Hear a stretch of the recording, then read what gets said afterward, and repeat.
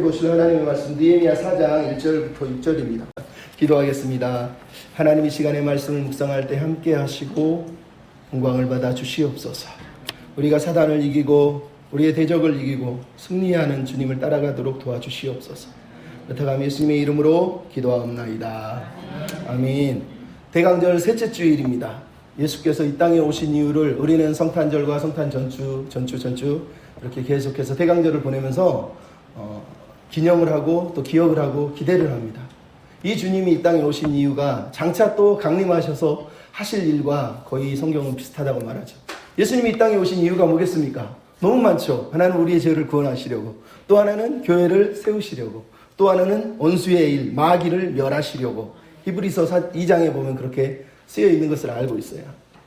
느헤미야서는 그래서 중요합니다. 왜냐하면 느헤미야서가 보여주고 있는 느헤미야의 모습은 장차 임하실 예수님의 모습과 거의 비슷한 부분을 많이 취하기 때문에, 그래서 교회가 느헤미야서를 아직까지 성경으로 읽고 있는 이유가 바로 거기에 있어요. 예수님이 누굽니까? 구약 성경에는 하나님을 얘기할 때 거룩한 전사, 홀리 워리어라고 얘기합니다. 그 거룩하신 전사가 신약에 들어오시면 원수를 위해 사탄을 무너뜨리기 위해 싸우시는 분으로 등장합니다. 물론 히브리서는 그가 죽음으로 죽음을 이겼다고 말씀하시면서 최고의 싸움, 자신을 내어주시기까지 싸우셨다고 성경이 말씀을 하고 있거든요. 그러니까 우리가 이 대강절에 왜 주님이 이 땅에 오셨을까? 성탄을 다시 한번 묵상할 때마다 그분이 이 땅에 오신 이유, 우리를 하나님의 군사로, 하나님의 군대로 세우신 이유들을 여러분이 꼭 기억하셨으면 좋겠습니다. 결국은 이 말은 우리가 예수 그리스도께서 싸우셨지만, 이미 승리하셨지만 아직 남아있는 잔존하는 세력들과 여전히 싸우고 있는 영적 전쟁 중에 있다는 거예요. 그래서 성경을 읽을 때마다, 아니면 오늘을 살아갈 때마다 우리가 느끼는 변치 않는 진리가 있어요. 뭐냐? 우리 인생에는 예수 믿는 사람 앞에는 항상 대적이 있고 방해물이 있다는 거예요. 근데 그 대적과 방해물 뒤에는 언제나 사단이라고 하는 존재가 있다는 겁니다. 그래서 하나님의 비전을 위해서 뛰어간다고 해서 모든 일이 술술술술 잘 풀리지 않습니다. 오히려 하나님의 뜻을 위해서 따르겠다는 말은 대적과의 전쟁을 벌이고 고난을 당하고 어려움을 당할 수도 있다는 걸 각오하고 따라가겠다는 얘기하고 똑같은 겁니다. 왜? 우리가 여전히 전쟁 중이거든요. 근데 여러분, 영적 전쟁 그러면 사람들이 착각을 합니다. 마치 축기를 하고 축사를 해서 귀신을 쫓아내고 막 보이는 것마다 귀신아 물러가라, 귀신아 물러가라. 이 영적 전쟁을 이렇게 생각하는 사람이 있어요. 합동 측에서는 베레아, 김기동파를 우리가 이단처럼 정죄하는 이유가 뭡니까? 감기가 기침해도 저거 귀신 들었다 그러고, 여기 아파요 그러면 귀신 들었다 그러고, 머리 아파요 그러면 감기 귀신이라고 그러고, 모든 걸 다 귀신이라고 해버린다라는 거예요. 그거는 하나님이 만드신 인간에 대한 심각한 오해거든요. 근데 더 중요한 건 성경이 우리에게 영적 전쟁을 선언할 때마다 재밌는 표현을 하고 있습니다. 여러분, 고린도전서 10장 4절은 뭐라고 그러는지 아십니까? 우리가 싸우는 건 육에 속한 것이 아니라 견고한 진을 파는 하나님의 강력인데 모든 이론을 무너뜨린대요. 그리고 하나님을 아는 것을 대적하여 높아진 모든 생각을 사로잡아 그리스도께 복종한답니다. 이론과 생각을 무너뜨린다라는 거예요. 에베소서 6장은 이렇게 얘기하죠. 너희는 전신갑주를 입어라. 마귀의 관계를 능히 대적하기 위해서 전신갑주를 입으라고 얘기합니다. 근데 전신갑주의 내용이 뭔지 아시죠, 여러분?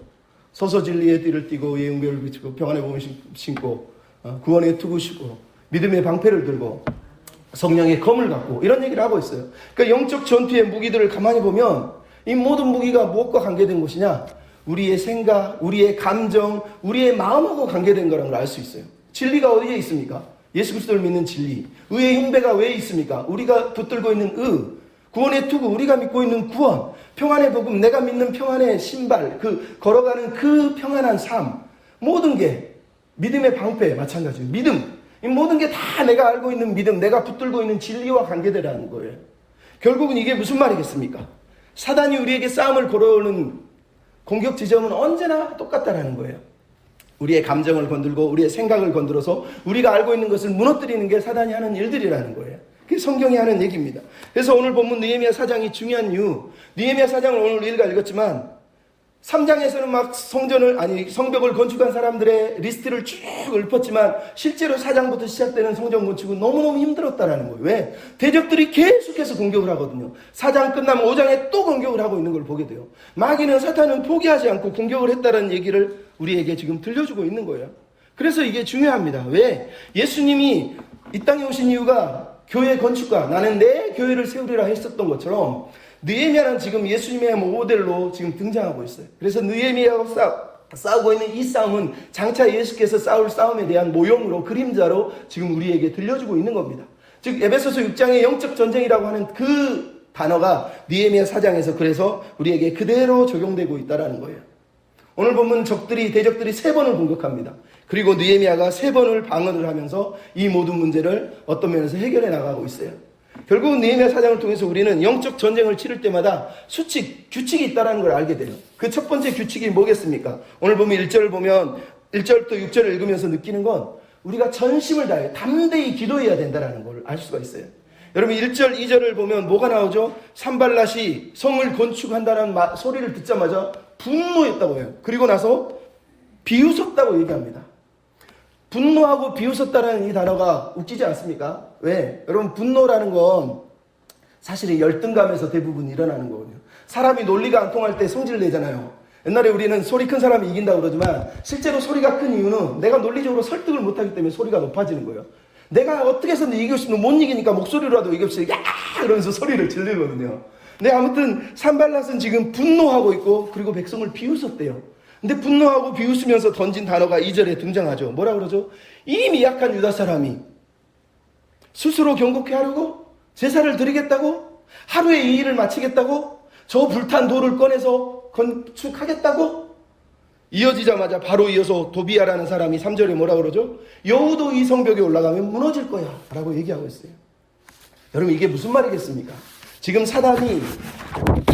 물론 사단의 조종을 받고 있지만 산발랏과 도비야가 이스라엘 백성들을 무너뜨리기 위해서 지금 하고 있는 방법이 분노와 조롱과 비웃음이었다고 얘기를 하고 있는 거예요. 그러면서 비웃고 있는 거예요. 여러분 왜 비웃을까요? 물론 우리는 생각할 수 있어요. 산발랏이 분노하고 비웃는 이유는 그동안은 자기가 사마리아 총독으로 유다까지 통치하면서 이권을 취했는데 이제 느헤미야가 와가지고 그것도 페르시아 왕궁에서 왔으니 얼마나 대단한 사람입니까? 그러니까 이 사람의 인격을 깎아내리고 이 사람을 비웃고 조롱하게 만들고 그래서 사람들로 하여금 자기가 하는 일들이 얼마나 어리석은지를 느끼게 하려고 하는 정치적인 이권이 달려있는 거라는 걸 우리가 알 수 있어요. 하지만 더 중요한 건 여기에 성경이 말하고 있는 사탄의 전략이 그대로 들어가 있다는 거. 사단이 항상 공격하는 지점은 아까도 말씀드렸지만 마음에 대한 거라는 거예요. 마음을 흔든다라는 거예요. 여러분 생각해 보십시오. 뭐라고 그랬죠? 이 미약한 이스라엘 사람들이 지금 스스로 건축하려고 제사를 드려서 하루 만에 이거를 그 불탄 돌을 통해서 이게 무슨 얘기입니까? 우리식으로 번역하면 이렇죠. 아이고 아무것도 가진 것도 없는 것이 백도 없는 것이 힘도 없는 것들이 니네들 힘도 없는데 뭘 어떻게 하겠다는가? 저 돌을 하루 만에 저 건물을 짓겠다고 저 돌 둘러? 야 예배 드린다고 그거 되는 줄 아느냐? 지금 이 얘기하는 겁니다. 느헤미야는 3장 1절에서 이스라엘 백성들과 양문을 짓고 예배하면서 하나님 앞에 나가고 있는데 백성들은 지금 이 산발랏과 도비야는 지금 이들을 비웃으면서 조롱하면서 그들의 마음에 흠집을 내고 있어요. 첫 번째 흠집이 뭡니까? 미약하다는 거예요. 힘이 없다는 거. 하루 만에 지을 수 없다는 거. 이 거대한 걸 보면 네가 뭘 하겠다는 거냐. 그리고 뭐라고요? 하나님께 예배 드린다고 될 것 같으냐? 너 돈도 없고 백도 없고 가진 것도 없는데 야 무시 예배 드린다고 기도한다고 해결될 것 같으냐? 사단이 던지는 조롱이고 비소예요. 그게 에베소서 6장에 나오는 영적 전쟁의 무기 할 때 우리에게 쏘는 사단의 무기가 그거잖아요. 불화살, 화전이 뭡니까? 의심의 불화살이거든요. 마음속에 계속 화살을 던져서 진리를 무너뜨리고 의를 무너뜨리고 평안을 무너뜨리고 구원을 무너뜨리고 믿음을 무너뜨리고 그래서 성령을 무너뜨리고 성령의 검인 말씀조차 붙들지 못하게 하는 게 사단이 하는 일이라는 거예요. 오늘 본문에 이 백성들을 향해서 계속해서 의심의 화살, 두려움의 화살, 근심의 화살, 걱정의 화살을 지금 이 백성들의 마음을 향하고 날리고 있는 거예요. 사단은 예나 지금이나 똑같습니다. 계속 우리 마음을 흔드는 거예요. 고린도전후서 11장 3절은 이렇게 얘기합니다. 첫 번째 인간이 무너진 이유를 뱀이 간계로 하와를 미혹한 다음에 미혹한 것처럼 너희 마음이 그리스도에게서 떠나 불패할까 하노라.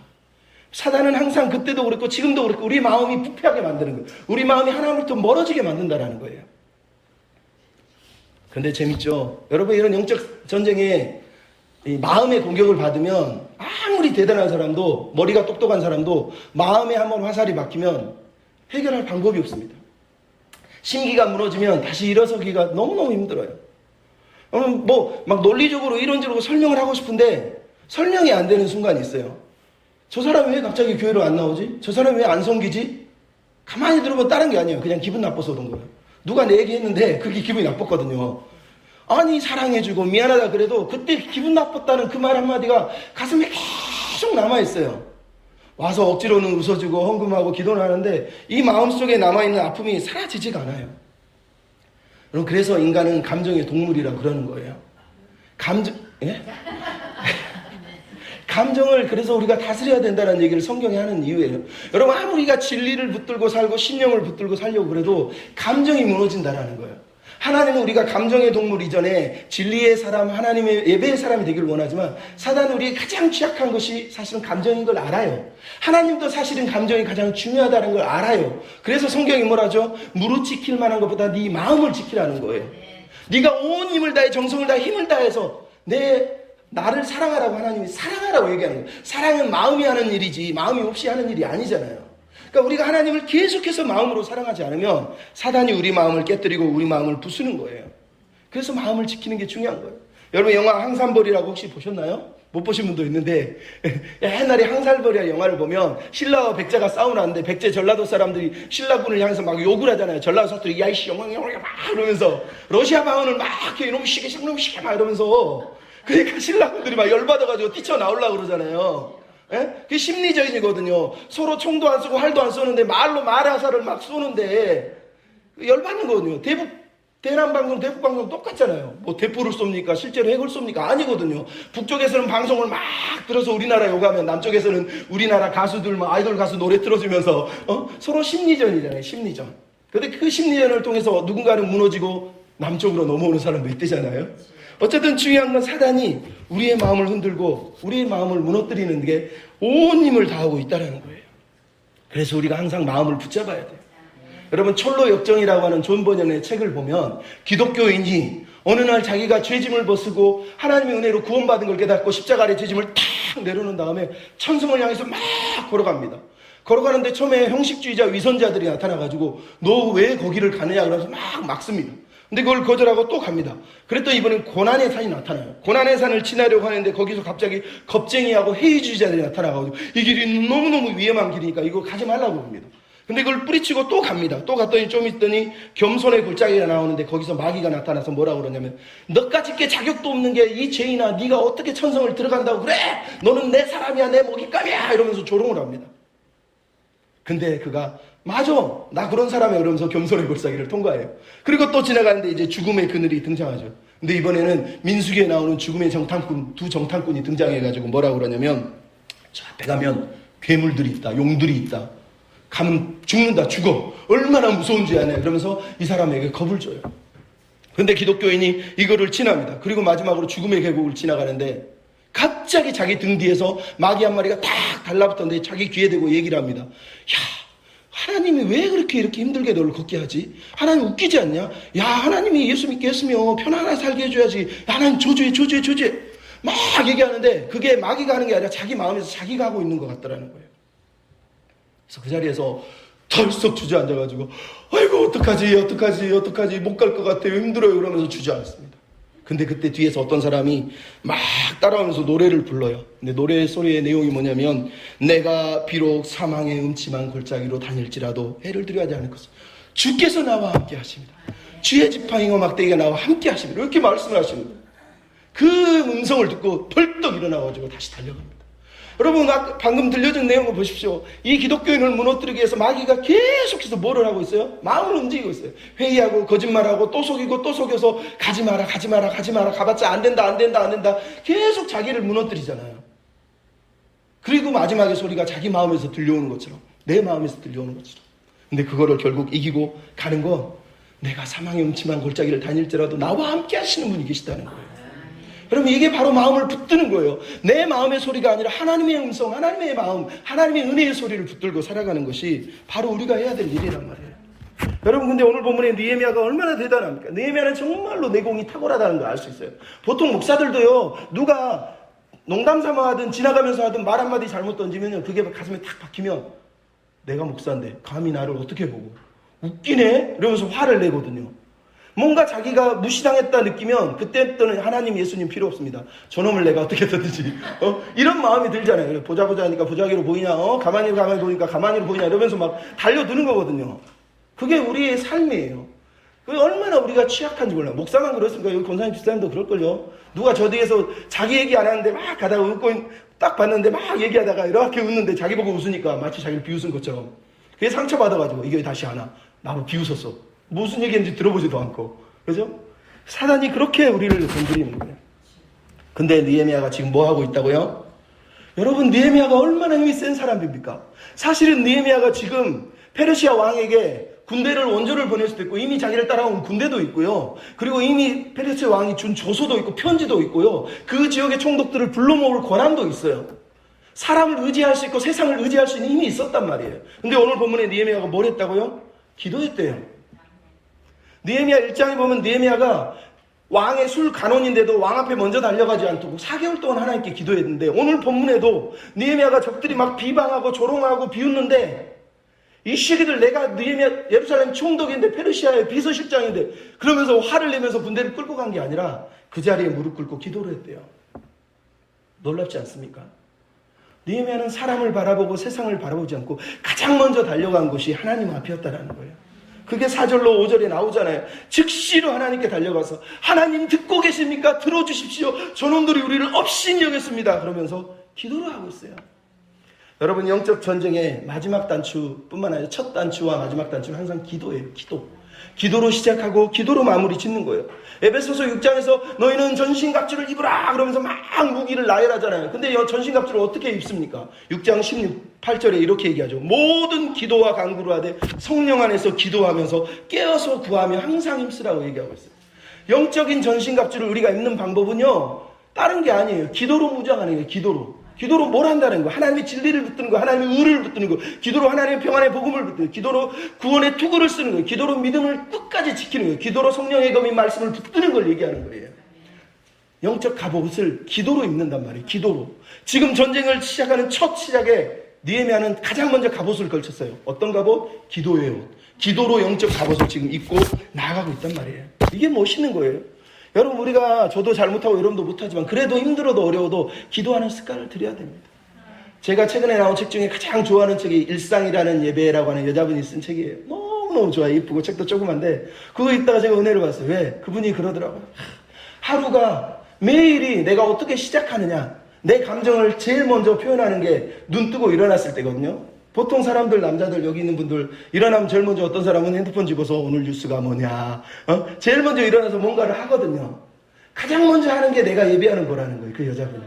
그래서 내가 가장 먼저 일어나서 뭐를 하냐, 나는 일어나서 무릎을 꿇고 하나님께 예배한다, 찬양한다 그러더라고요. 제가 그것을요 읽으면서 너무 감동을 받았어요. 여러분, 제 얘기는 새벽 예배를 말하는 게 아니에요. 일어나자마자 주님을 송축합니다. 주님을 찬양합니다. 하루를 주셔서 감사합니다. 이 마음으로 오늘 하루도 살게 해주십시오. 이렇게 기도를 하고 연습을 하고 있어요. 쉽지 않지만 하고 있어요. 여러분, 내 마음을 기도로 붙들어야 되거든요. 이 하루의 영적인 갑옷을 기도로 단추를 채워야 된단 말이에요. 그게 저와 여러분이 해야 될 일이 아니겠습니까? 오늘 본문의 이 모습을 보십시오. 느헤미야가 기도하고 있어요. 늘 말씀드리지만 기도는 하나님을 인정하는 거예요. 오늘 본문에 느헤미야가 하는 기도의 내용이 얼마나 진실합니까? 마음을 다 해서 토해내고 있잖아요. 시편에도 너희 마음을 시시로 하나님께 토해라. 여러분, 우리가 하나님 앞에 우리의 마음을 토해내야 돼요. 토한 거 너무 아까워 그러면서 토하다가 다시 집어넣는 사람 있습니까? 토한 게 왜 아까워요? 토해내라는 건 하나님께 다 쏟지 않으면 해결이 안 되기 때문에 그런 거예요. 근데 더 중요한 게 있어요. 오늘 본문의 기도는 느헤미야가 하고 있는 기도를 가만히 들어보면 저놈들 멸망해 주시고 죄를 용서해 주지 말고 저 사람들 다 비방거리가 되게 해주십시오, 이렇게 기도하거든요. 그러니까 말 그대로 우리식으로 생각해보면 복수하는 보복의 저주의 기도를 하고 있는 거하고 똑같은 거예요. 네, 여러분, 이 말을 들으면 오해하면 안 돼요. 여러분, 성경에서 보복의 기도, 저주의 기도가 시편에도 등장을 합니다. 근데 왜 등장한 줄 아세요? 아브라함에게 언약을 하시면서 하나님 말씀하셨어요. 너를 축복하는 자를 축복하고 저주하는 자를 내가 저주할 거라는 거예요. 시편에도 동일하게 이런 얘기예요. 시편 139편 21절 22절에 이렇게 써있어요. 여호와의 내가 주를 미워하는 자들을 미워하오니 주를 치러 일어난 자들을 미워하오니 내가 그들을 심히 미워하오니 그들은 나의 원수들이니이다. 여러분, 여기서 보는 이 복수 저주의 기도는 개인적인 기도가 아니에요. 하나님의 언약의 기도예요. 하나님의 비전을 붙든 기도라는 거예요. 하나님의 일을 방해하려고, 하나님의 뜻을 무너뜨리려고 할 때 하는 기도를 얘기하는 거지. 여러분, 아무나 내 마음 누가 건드렸다고, 누가 나보고 씩 비웃었다고 그냥 막 저주하라는 뜻이 아니란 말이죠. 지금 느헤미야는 철저하게 하나님의 언약을 붙들고 기도하고 있는 거예요. 그랬더니 오늘 보면 6절에 뭐라고요? 우리가 성을 건축하여 전부가 연결되고 높이가 절반에 이르렀대요. 기도했더니 그 바로 이어서 6절에 뭐냐면 백성이 마음을 들여서 일을 하였기 때문이라는 거예요. 여러분, 느헤미야가 기도하니까 백성들이 마음을 지켜내고 마음을 들여서, 즉 마음이 스스로 이 성을 빨리 건축해야 되거든요. 스스로 협력을 해서 성을 건축했다고 말을 하고 있는 거예요. 즉 마음을 지켰다는 얘기예요. 마음을 지켜냈다는 얘기를 하고 있는 거예요. 근데 여러분, 그렇다고 사단이 포기합니까? 사단은 절대 포기하지 않습니다. 그래서 오늘 본문의 두 번째 전략이 뭐죠? 기도가 끝나는 게 없어요. 기도는 끝나지 않습니다. 사실 기도하면서 두 번째 할 일은 원수를 대적하라는 거예요. 따라서 원수를 대적하라. 예, 원수를 대적하라는 거예요. 여러분, 4절부터 14절에 나오는 내용을 가만히 보면 적들이 비웃어도 조롱해도 안 되니까 2차 3차 공격을 하고 있습니다. 근데 여러분 7절을 보면 깜짝 놀라요. 산발락과 도비아와 아라비아 사람과 암몬 사람과 아수도 사람이 동서남북 사방에서 지금 공격을 하고 있어요. 비웃어도 조롱해도 안 되니까 이제는 동서남북에서 모든 적들이 달려들어가지고 이놈들을 우리가 쳐부셔야 되겠다. 분노하면서 모든 원수들이 연합을 해가지고 지금 이들을 무너뜨리기 위해서 달려오고 있다고 말을 하고 있다는 거예요. 여러분, 원수가 한번 내가 이겼다고 별거 아니네 이러고 이겼다고 그래서 아이고 쟤 안 되겠구나 그러면서 도망가나요? 아무리 믿음이 좋아도 안 됩니다. 예수님을 속이려고, 예수님이 태어날 때부터 예수를 죽이려 했던 그가, 예수님이 사역을 시작하니까 강야에서 그를 또 무너뜨리려 했던 그가, 예수님이 십자가를 오르가니까 또 겟세마네에서 그를 공격하고, 십자가에 올랐을 때도 예수님의 마음을 흔들고 예수님의 마음을 무너뜨리려고 사단은 계속해서 싸우고 있는 걸 우리가 보잖아요. 그런데 우리 같은 사람이 어떻게 사단을 쉽게 이기겠습니까? 아니, 사단이 우리를 보면서 그냥 에이 안 되겠다 그러면서 포기하고 도망가겠습니까? 절대 아니죠. 사단은 끝까지 우리를 경고하고 우리를 무너뜨리려고 할 거예요. 10절에 그래서 내용이, 목적이 뭐라고요? 그들을 요란하게 하자라고 얘기하고 있어요. 요란하게 하자. 근데 이 요란하게 하자라는 단어가 방황하게 만든다는, 즉 목적을 잃어버리고 방향을 잃어버리고 만들고 스스로 막 갈 길을 잃어버리게 만들게 하겠다라는 게 바로 목적이었다라는 거예요. 10절의 내용의 핵심이 뭡니까? 7절에 대한 반응이에요. 7절은 느헤미야와 이스라엘 백성들이 성의 틈을 메웠어요. 근데 지금 사단은 뭐예요? 그 틈을 지금 벌리려고, 틈을 열어서, 틈을 타서 이들을 다 공격해서 무너뜨리려고 하고 있다는 걸 우리가 보게 된다는 거예요. 여러분, 공동체를 무너뜨리는 건 뻔합니다. 우리의 분열, 우리의 틈을 타서 우리의 틈을 무너뜨리는 거예요. 그래서 성경은 뭐라 하죠? 마귀가 너희로 틈 타지 못하게 하라라고 에베소서 4장 27절에 지금 말을 하고 있어요. 틈을 무너뜨리는. 근데 그 틈을 어떻게 무너뜨렸습니까? 사단이 공격하는 틈이 뭐예요? 우리가 스스로 부정적인 얘기를 하는 거예요. 10절을 보십시오. 유다 사람들이 뭐라고 그랬습니까? 흙 무더기가 아직도 이렇게 많은데 짐은 나른 자의 힘은 이렇게 다 빠졌으니 우리가 성을 건축하지 못하겠다. 여러분, 사단의 공격이 드디어 먹혔어요. 백성들이 이때부터 시작합니다. 여기서 들려오는 내용이에요. 야, 할 일이 이렇게 많은데 우리는 힘이 하나도 없는데 이거 어떻게 하지? 언제 다 하지? 언제 다 하지? 벌써 마음의 틈이 벌어졌다라는 거예요. 제가 어렸을 때 농사를 우리 어머님이 지으셔서 어머니 아버지가 모내기를 하고 벼를 베고 이런 걸 하잖아요. 제가 따라가서 추수를 했었어요. 어린 나이에 초등학교 다니고 중학교 다니는데 계속 그 넓은 논에 가서 벼를 베는 거죠. 여러분 같으면 어떻겠어요? 저도 마찬가지예요. 아, 힘들어. 저거 언제 다 해? 저렇게 많은데. 근데 우리 어머니가 그때 저한테 딱 한마디 들려주셨어요. 눈은 게으러도 손은 부지런하단다. 저는 그게 무슨 말인지 몰랐어요. 근데 살고 보니까 이해가 되더라. 아, 우리 눈은 항상 커, 너무 많아 이러는데 손은 보지 않고 일을 하더라고요. 아, 그렇구나. 오늘 본문의 내용을 보십시오. 지금 이스라엘 백성들은 아까 우리 읽었잖아요. 6절에 뭐라고? 이미 절반을 쌓았대요. 벌써 절반이에요. 근데 사단이 마음이 부으니까 뭐라고요? 아직도 절반이 남았네. 언제 이 절반을 다 해? 시작해가지고 어느새 절반이나 쌓았는데 이미 다 연결됐다는 거예요. 근데도 아직도 절반이 이랬다는 거예요. 참 안타까운 거. 여러분, 민수기에 나오는 12정탐꾼의 이야기, 이스라엘 실패 얘기가 뭡니까? 우리는 안 돼. 저 사람들은 거인이야. 저 엄청난 대적을 우리가 어떻게 물리쳐? 결국은 부정적인 말, 불평의 말, 원망의 말을 하니까 틈이 무너지고 서로가 깨진 거잖아요. 오늘 본문도 똑같다라는 거예요. 근데 이럴 때 느헤미야가 여기서 두 번째 일을 하죠. 첫 번째는 9절에 보면 우리가 다 함께 기도했대요. 처음에는 느헤미야가 기도했지만 두 번째는 함께 기도했다는 거예요. 그리고 나서 13절에 기도만 한 게 아니라 기도하면서 했던 일이 13절 내가 성벽 뒤에 낮고 넓은 곳에 백성들을 종족을 따라 칼과 창과 활을 가지고 서게 했다는 거예요. 여러분 이게 무슨 얘기인지 아시겠어요? 백성들을 성의 가장 낮은 위치, 적들이 볼 수 있는 곳, 제일 취약한 곳, 털짝 뛰어넘기 가장 취약한 곳에다 백성들을 다 일렬로 세워놓고 무기를 들고 서 있게 했다는 거예요. 일을 잠시 중단시킨 거예요.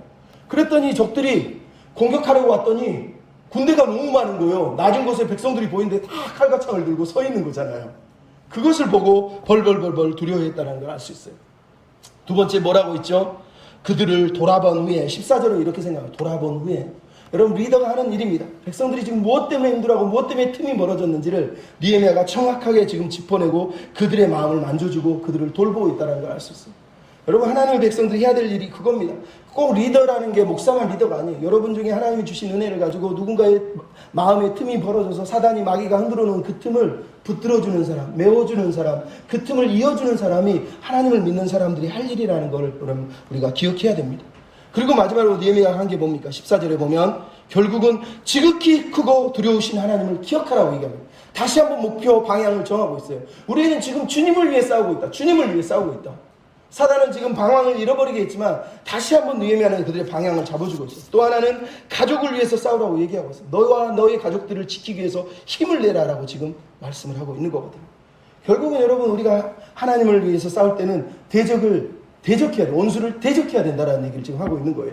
마지막으로 세 번째, 오늘 우리가 깨달아야 될 내용은 늘 깨어있으라는 거예요. 저거 좀 꺼주시겠어요? 네. 그럼 첫 번째는 담대히 느헤미야가 기도했습니다. 두 번째는 원수를 대적했습니다. 세 번째는 이 두 가지가 지금 병합되어 있다는 걸 우리가 알게 돼요. 여러분 여전히 적들은 공격을 멈추지 않고 있습니다. 지금 또다시 공격을 시작하고 있어요. 마치 신약에서 우는 사자와 같이 마귀는 우리를 무너뜨리기 위해서 달려오고 있다는 거예요. 그때 우리가 해야 될 게 뭐겠습니까? 포기하지 않는 겁니다. 끝까지 방향을 잃어버리지 않는 거예요. 그럼 그게 믿음이에요. 그게 믿음. 우리가 방향을 잃어버리는 그 순간 우리는 다 끝나는 거예요. 중도에 포기하지 않고 끝까지 믿음의 길을 걸어가는 저와 여러분이 됐으면 좋겠어요. 여러분 오늘 느헤미야를 보십시오. 15절부터 23절에 나오는 내용을 보면 15절에 뭐라고 그러죠? 우리 대적들이 우리가 그의 의도를 눈치챘다 함을 들으니라 라고 한 다음에 하나님이 그 꾀를 패하셨다 이렇게 얘기합니다. 느헤미야가 하나님께 기도했더니 백성들이 하나님께 기도했더니 하나님이 적들의 음모를 지금 깨뜨려 버린 거예요. 무너뜨려 버린 거예요. 그래서 느헤미야와 이스라엘 백성들이 지금 다시 성으로 돌아와서 일을 시작하고 있는 걸 보게 돼요. 근데 느헤미야가 지금 야 적들이 물러갔다 그러면서 샴페인을 터뜨리고 있습니까? 아니요. 오히려 16절부터 시작되는 내용을 보면 느헤미야가 더 긴장을 하고 있어요. 더 긴장을 하고 있어요. 16절부터 여러분 시작되는 내용을 보시면 뭐가 나옵니까? 절반은 일하고 절반은 갑옷을 입고 한 손은 일하고 한 손은 병기를 잡고 허리에 칼을 차고 일을 하고 나팔불 준비를 하고 있고 넓은 곳에서 서로 멀리 떨어졌으니까 나팔 소리를 들으라고 얘기하고 있고 23절을 보면 뭐가 나옵니까? 옷도 벗지 않고 있고 물을 기르러 갈 때도 병기를 잡고 있다고 얘기하고 있어요. 오히려 더 긴장하고 더 깨어있는 걸 보게 된단 말이에요. 여러분 왜 예수님께서 마지막 날이 다가올수록 깨어있으라 깨어있으라 깨어있으라 했는지를 정확히 이 본문을 보여주고 있는 거예요. 여러분 깨어있는다라는 거 계속 교회 가서 기도한다는 얘기가 아니에요. 삶에서 내가 칼을 들고 한쪽에는 병기를 들고 한쪽에는 공구를 들고 마음으로는 기도하면서 일하고 있는 사람의 모습을 보여주는 거예요. 항상 깨어있는 거예요. 비록 일을 하고 있지만 마음을 하나님께, 비록 병기를 붙들고 있지만 마음을 하나님께 온전히 하나님을 의지하면서 이 일을 하고 있는 걸 오늘 본문이 보여주는 거예요. 여러분 최근에 바캉스 우리가 바캉스 그러면 베트남 사람들이 되게 좋아한대요. 바캉서 그 사람이 마지막 동아시안컵 베트남이 우승을 했거든요. 근데 우승하는 마지막 경기를 보면 저 사실 보진 않았어요. 뉴스를 봤는데 퇴장을 당했더라고요. 근데 이 박항서 감독이 뭐라고 하냐면 계속 나와서 싸우고 있는데 이제 골도 벌써 2골이나 넣었나 아마 그랬을 거예요. 근데도 불구하고 퇴장 전까지 막 자기 선수들을 응원하면서 야 긴장을 놓치지 마 계속해서 긴장해 이러더라고요. 여러분 느헤미야의 모습이 그거예요. 이미 적들이 물러갔고 이미 우리는 다 이긴 것 같은데도 느헤미야는 이제 끝났어. 야 우리 이제 쉬면서 하자. 야 밥 먹고 와. 야 무기 내려놓고 이제 일만 해. 야 일하지 말고 무기만 들어. 이런 게 아니에요 지금. 이 백성들을 향해서 느헤미야가 하고 있는 것은 우리 모두 깨어있자라는 거예요. 계속 일을 하자. 계속 기도하고 계속 병기를 붙들고 세 가지를 다 하고 있는 거예요. 기도하면서 한 손에는 공구를 들고 한 손에는 병기를 들고 있는 걸 보여주고 있는 거예요. 대단하지 않습니까? 근데 이 마음을 어떻게 붙들고 있냐고요. 바로 우리라고 하는 단어예요. 여러분 14절, 11절부터 계속 등장하고 있는 단어가 뭔지 아세요? 9절, 11절, 15절, 19절, 20절, 21절, 22절, 23절. 느헤미야는 계속해서 느헤미야 이 사장에 강조하고 있는 단어가 하나 있어요. 우리. 우리의 우리. 느헤미야는 자기가 자기 페르시아 궁궐에 나왔으니까 야 나를 위해서 나를 믿어 그러면서 막 지금 백성을 독려하고 있는 게 아니라요. 우리가 할 일이다. 우리가 언약 백성이다. 우리가 하나님을 위해서 살아야 된다. 우리 모두가 함께 이 싸움을 싸워야 된다. 그 누구도 여기서 예외되면 안 된다. 우리 함께 힘을 내자. 우리 하고 있다는 거예요. 그러니까 교회의 기도의 핵심이 예수님이 주기도문을 가르칠 때 뭐라고 그러죠? 하늘에 계신 내 아버지여 이랬습니까? 우리 아버지. 주기도문에서 가장 중요한 단어가 우리란 말이에요. 공동체. 여러분 교회가 사는 방법은 내 기도가 아니라 우리 기도를 드려야 되는 거예요. 우리 기도를. 하나님 우리 기도를 들어주십시오. 느헤미야가 얘기하잖아요. 우리 기도를 들어주십시오. 우리가 우리 서로를 위해서 기도할 때 공동체의 일이 될 때 하나님은 영광을 받으시는 거예요.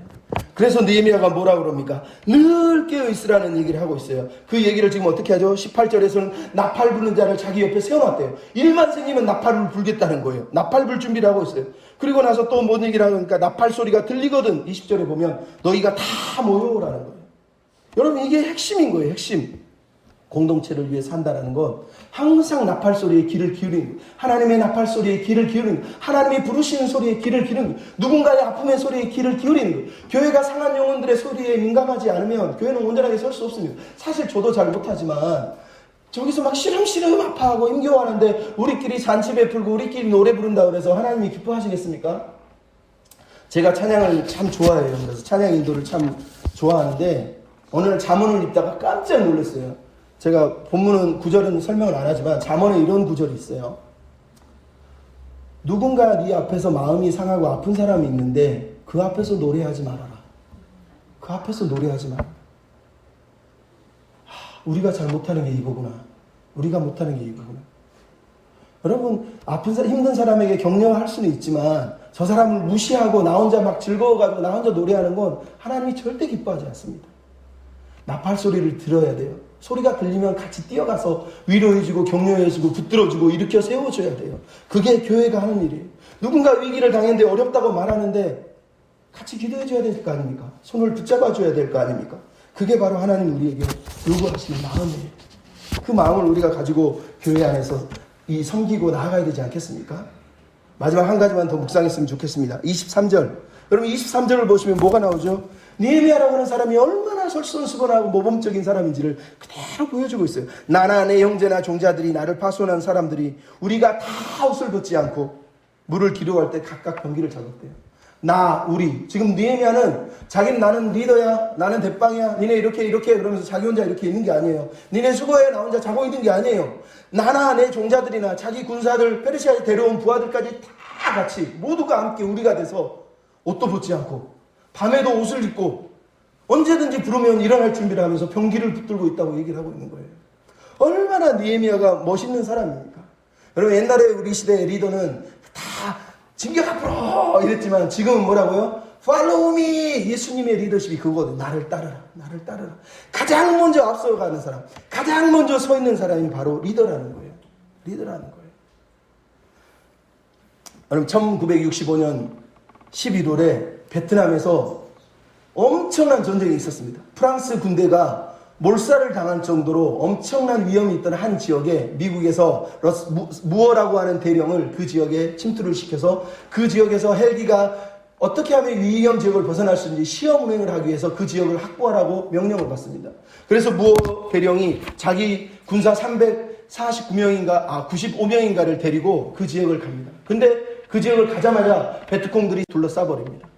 엄청나게 많은 숫자가 이 사람들을 둘러싸서 공격을 하게 돼요. 큰 위기를 당하게 되죠.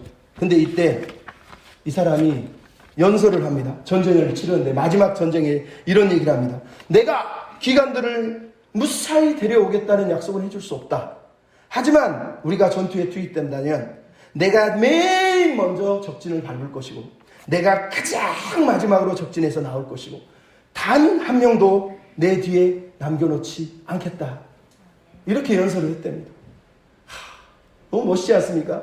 저는 이 구절을 읽으면서 예수님이다. 예수님이다. 예수님이다. 그런 생각을 했습니다. 여러분, 우리가 예수님을 생각해 보십시오. 가장 앞서가시고 가장 늦게 나오시는 분, 가장 먼저 가서 가장 먼저 죽으시는 분, 그렇지 않습니까? 그 예수님을 따라서 우리가 이 믿음의 경주를 감당하고 있는 거예요. 그럼 제가 왜 느헤미야를 예수님하고 비교해보라고 얘기합니까? 예수 그리스도가 이 땅에 오셔서 하셨던 일이 뭡니까? 항상 하나님께 기도하셨다라는 거예요. 지금도 기도하고 계시다라는 거예요. 보좌 우편에서 지금도 기도하고 계시다라는 거예요. 그분이 모범을 보이지 않은 적이 있습니까? 가장 먼저 앞서가셔서 가장 먼저 고난을 당하시고, 그러면서도 가장 먼저 하나님의 나팔 소리를 듣고 저기에 죄인과 세리와 가난한 자와 억눌지와 상한 영혼과 안진뱅이와 모든 상한 자들을 향해서 마음이 아파가지고 그들을 향해서 달려가셔서 그들을 안아주고 위로해 주시고 치유해 주신 분이 바로 예수님이에요.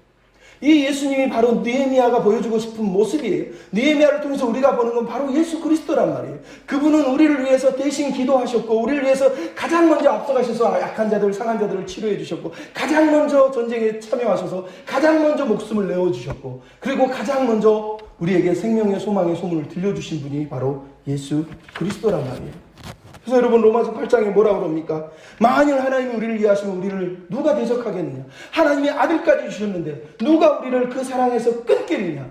그 무엇도 예수 그리스도의 사랑에서 우리를 끊을 수가 없다라는 거예요. 왜? 우리의 대장 되신 그분이 하나님이 자기 아들을 주시면서까지 사단을 멸하시고 죽음을 멸하시고 우리를 구원하시려고 가장 앞서가셔서 싸우신 분이고, 가장 먼저 전사하신 분이고, 그렇게 우리에게 생명을 주신 분이 바로 예수 그리스도라는 거예요. 근데 그분이 로마서 8장 34절에 뭐라고 그러죠? 그는 보좌 우편에 계신 자여 우리를 위하여서 지금도 간구하십니다. 여러분, 영적 전쟁에 기도는 언제나 싸움의 첫 단추이고 마지막 단추예요. 항상 기도로 우리는 옷을 입고 싸워야 돼요. 예수께서 그러셨고 느헤미야가 그랬던 것처럼 오늘 우리 일하면서 기도하고, 일하면서 싸우며 또 기도하고 일하고 싸우는 그런 믿음의 군사가 돼서 하나님을 영화롭게 이루는 저와 여러분이 되셨으면 좋겠습니다. 아멘.